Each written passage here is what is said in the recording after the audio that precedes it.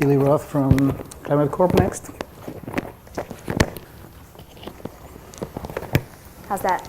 Can you guys hear me? Excellent. Hi, my name is Keely Roth. I'm a remote sensing scientist with the Climate Corporation. We're a precision agriculture data analytics company. And No. Wasn't me. So I'm going to shift gears a little bit and talk a little bit more about the need for ARD from a group of scientists that's consuming a lot of remote sensing data, as well as a group of customers that we have that are consuming a lot of remote sensing data. So at the Climate Corporation, we really sought to build a software package that allows farmers, growers, agribusiness, members of the agribusiness community to really do what you saw in the first presentation. Take their iPad, take their cell phone, get in their tractor cab, and go out and be able to use real-time data analytics, be able to browse through historical data, and really start to drive not just from pixels and other ancillary data layers, but to value and to insights from that information.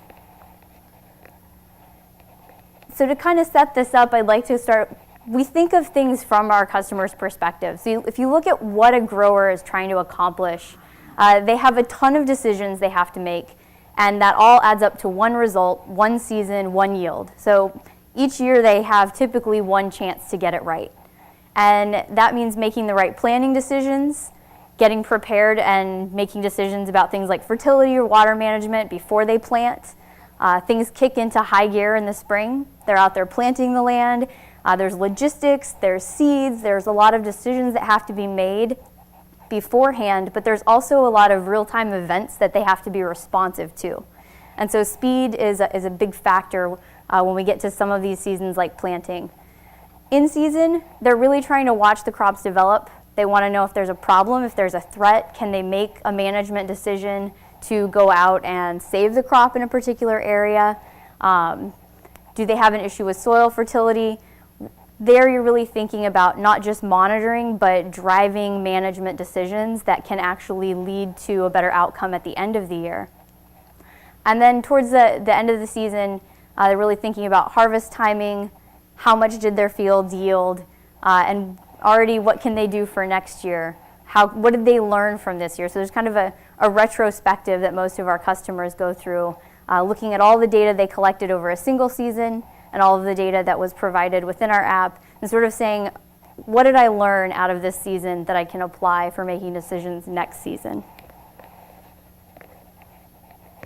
Climate Field View, which is our software, really tries to enable growers to make these decisions in three ways. One is helping them get all of their data into one place. So this may be data that's coming off of their combines, data that's coming off their tractors, soil sample data, weather data that we're pulling in from third-party providers, and making sure that that data is available when they're out in the field. So if they're in their tractor cab, if they're looking at their iPad, whether out scouting, they have to have that data available to them.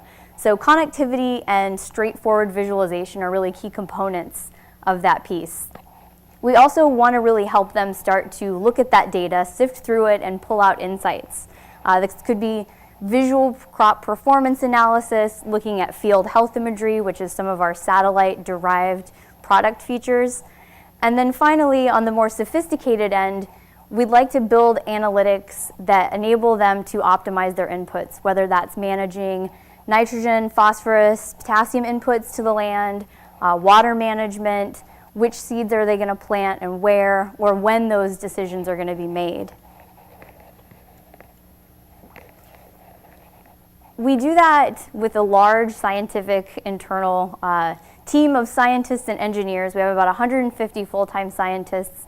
We have a significant number of engineers that really drive our research and development pipeline.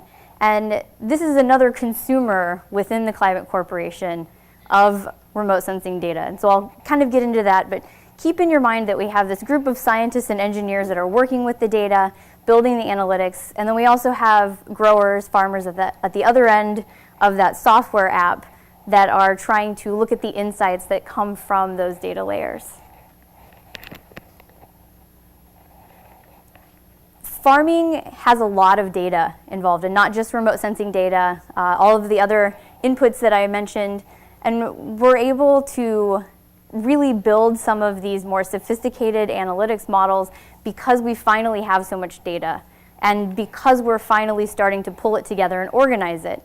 But getting data to that analysis-ready point is the only way that we can really start to see the value from something like 1 trillion observations. I'm not sure who exactly did that calculation, but we'll go with it.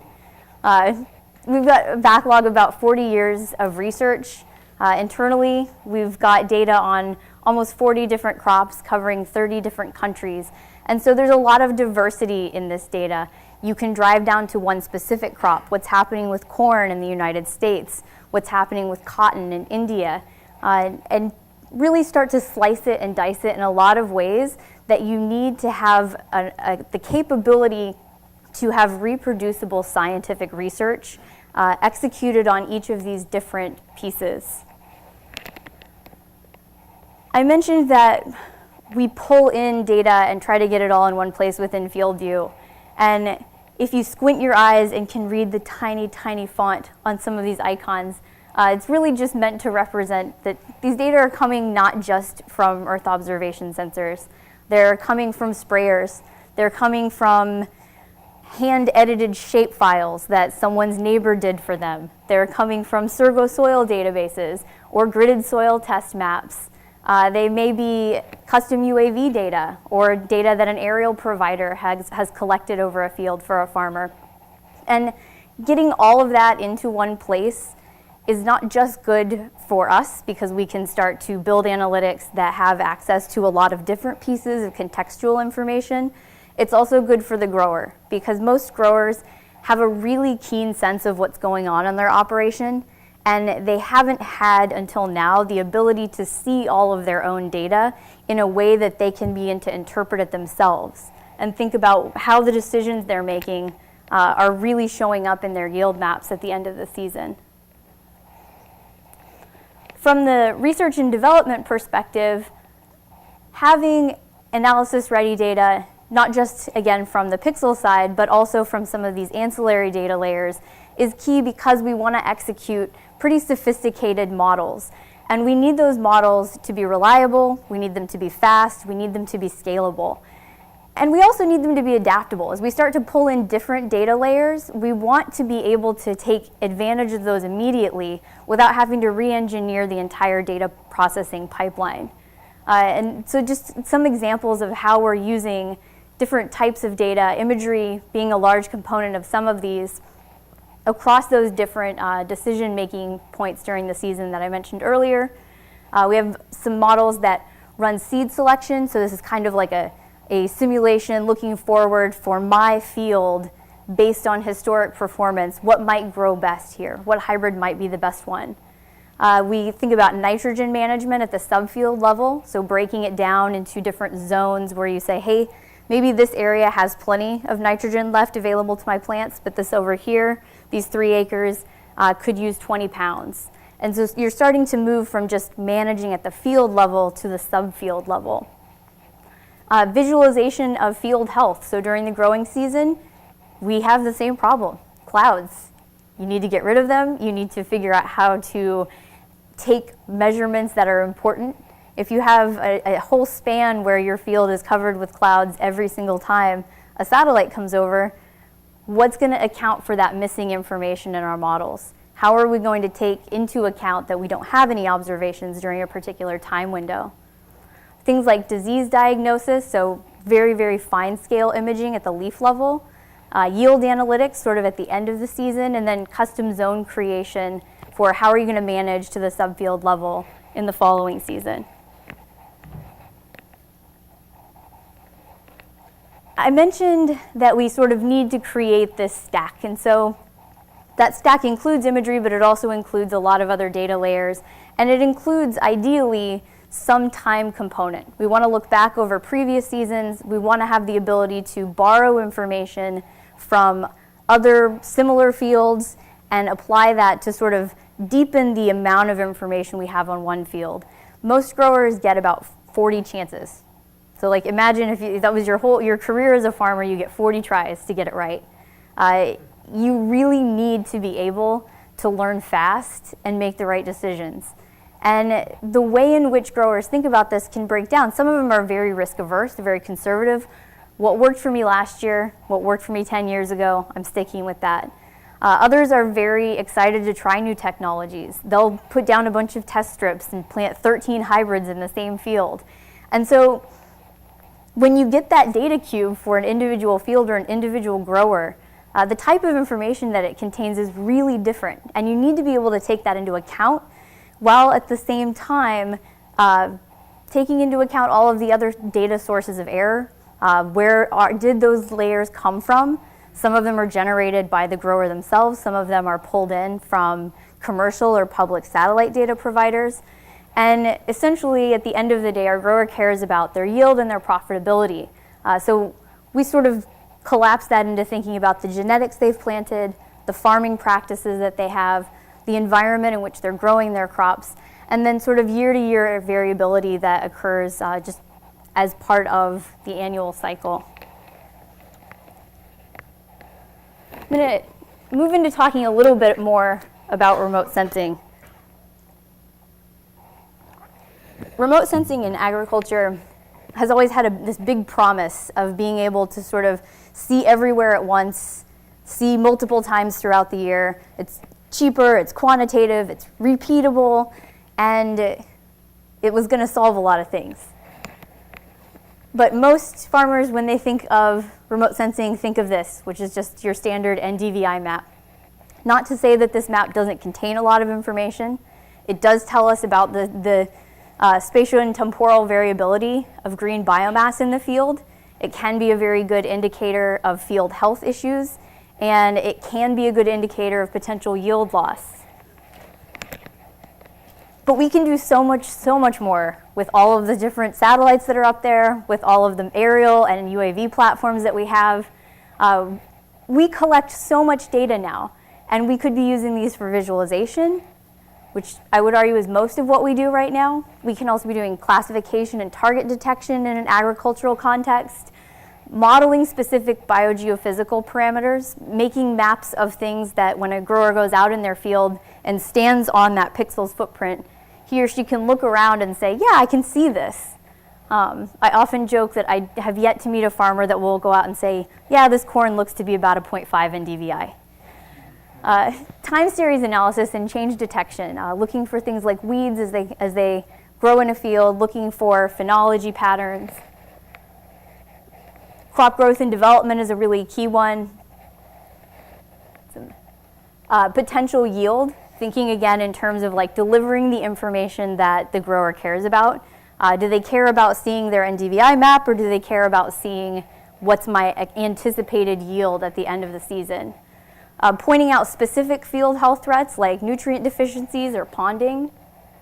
And then even now with some of the sensor technology that's coming out, looking at individual plants, looking at individual leaves, and tracking things like pest and disease pressure, mechanical damage, nutrient deficiencies up close.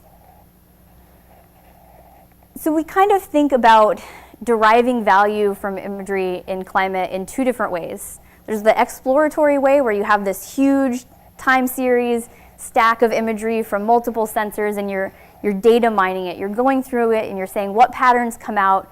What might that mean? How could I interpret it? Is there something that would inform a decision or could give useful information to my customers? And the other side is more of the targeted or applied, where I say, I want to make a map of X. And to do that, I need sensors that have the following temporal cadence or these specific spectral bands. And both of those are good ways to derive value from imagery. The key piece is that the pixels themselves, the images themselves, aren't what's valuable to us. It's the information that you extract from them. And I would go even a step further, that the same information can be valuable to different people depending on what decisions they're making. So if you're a smallholder farmer, the way in which you use information about your field health is going to be really different from a grower that has 200,000 acres. If you are someone who runs a co-op that does custom fertilizer applications, you're going to think about that information even differently. Maybe you're a seed dealer and you're making recommendations for your customers, or you're someone that's going out and doing custom scouting, or you're a plant pathologist or agronomist, the same information derived from the same set of images could help you in your job in different ways. Within Climate Field View today, we kind of have both of those different approaches. We've got our standard climate crop index, your multispectral index that allows you to track crop development and see spatial variability in crop health. And we also provide a true color image, which is wildly popular. Growers want to see, what does my field look like if I flew over it in an airplane? I think for me, when I joined Climate, that was a big surprise. I was like, true color imagery, really? And I was like, yeah, they love it. They love to see that. It's something that is important because if we're delivering imagery at the end of the day and not necessarily rolled up information, there's an education component that has to go into it. Looking at something like a climate crop index map or even a scouting map derived from that isn't intuitive to a farmer. They don't have a background in remote sensing. They don't understand how you pulled that information out of a satellite image.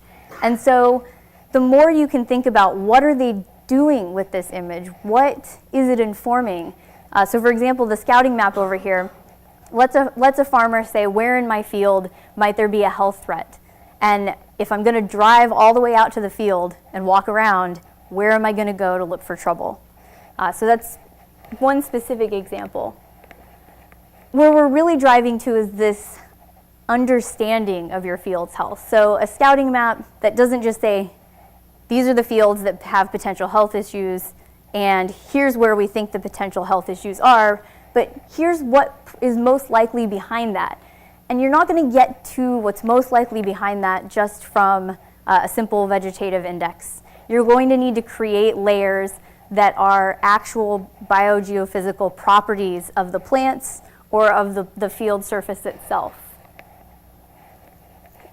Kind of two key points about the future and why ARD is going to become even more and more important in terms of both our R&D within Climate and the information we deliver to our customers.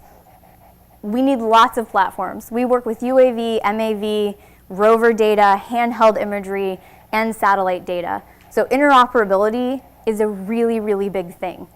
We spend a lot of time as remote sensing scientists on making sure that all the imagery that gets out to our statisticians, our machine learning scientists, our weather scientists, our soil scientists meets standard quality and is something that they can rely on because they don't have the background to know when they could be getting into an area that could cause trouble. If you don't know the quality of the data you're working with, if you can't rely on the fact that there have been standards in place, then it's very difficult to innovate on top of that in a way that's reproducible.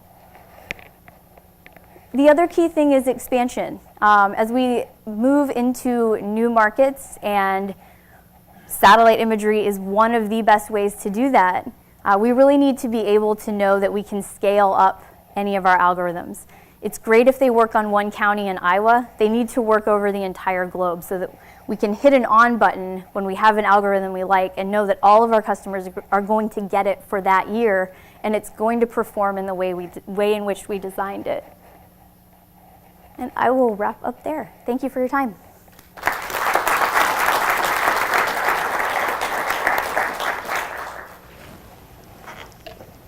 Any questions? One question, yes. In your experience, your customers regard the information derived from I don't have a time tomorrow. do they regard it as nice? It depends on the grower. Some operations, really, it's a must-have. Some of those are the larger operations where there's literally no way they would get out to check every acre. And if they have a problem that starts small and expands rapidly, so you can think of maybe a fungus, and it shows up as a nice little spot in one field health image and grows throughout the season. So that's the case where it's really unlikely that they would have found that any other way, and it could cause a lot of damage and yield loss. Some of our growers that really know their fields and have much smaller operations, I would say they think it's a nice to have. It's more of like, oh, hey, we can see where we put in that tiling last year. Or, I can see that the fungicide I just applied had an impact on the vegetative health, that kind of thing. Is the true color image go more in the direction of nice to have? The true color image, I think, is nice to have until your cloud mask fails. When your cloud mask fails and you're looking at your vegetative health image or your scouting map and suddenly there's this giant, horrible looking patch in the middle of your field, or even maybe a really small, tiny patch, and you think, oh man, there's something that's wrong there. Nothing still beats the human eye for you click that true color image and you say, oh, I don't need to make an emergency trip out to the field because I can see it's a cloud. And if someone out there has the perfect cloud masking algorithm, come find me after. That would be my next question. We're going to hear about that later, yeah. We might have to keep Moving, unfortunately. Is that a super quick surgical question? Yeah. I'm not very convinced. Okay. You mentioned that you feed data to your machine learning guys. You have kind of published ARD pipeline that you guys run through to give the remote sensing data to that, or is it kind of ad hoc what they're looking for? It's a little bit of both. It depends on how early in the R&D pipeline a specific project is. So something that's commercial or post-commercial is going to have that pipeline behind it. Something that's maybe a real early proof of concept probably won't. Thank you. Thank you.